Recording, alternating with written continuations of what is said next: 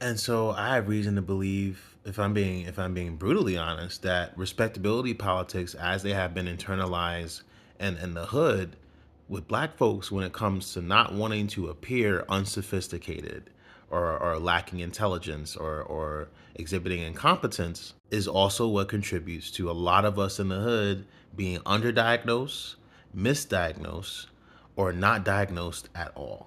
Because you hear the R word, retarded, right? Casually being thrown around a lot throughout the hood, right? So much so that you start to realize that if one was to talk about a disorder or anxiety or a disability that's not like forward facing, then you're at risk of appearing as the village idiot, right? And growing up from where we come from in the hood, nobody wants to be looked at in that way. But if you were to say someone that looked like you in the hood, yo, you shouldn't refer to yourself that way.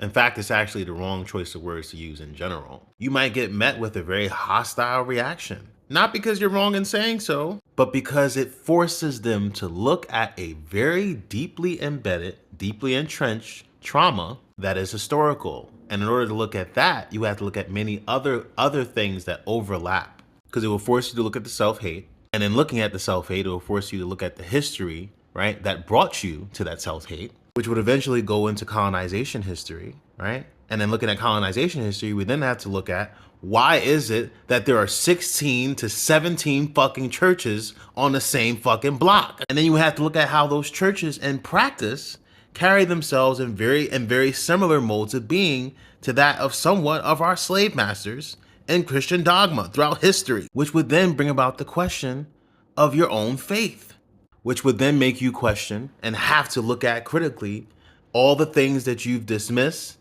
packaged, or accepted as quote unquote a test from God. And in looking at that, upon digging deeper, past the whole test from God thing, you'll begin to realize that a lot of your hardships in the hood, right? A lot of your trauma, a lot of these quote unquote tests from God are not tests from God at all. They're circumstantial and conditional, and conditions and circumstances that was made by a regular, mediocre, yet powerful white man at some point in time throughout history. Force you to ask questions like, why is it that a lot of our parents growing up in the hood would warn us about questioning authority and the penalties and laws and the cops, et cetera, all the while a great deal of the time reinforcing that authority by saying things like, because I said so, which doesn't condition your child to embrace critical thinking faculties around what he or she is being ordered to do and why, which makes a lot of neurodivergent black folks afraid to ask questions when they need shit to be explained. Do you see how that happens? How that all circles back to that shit?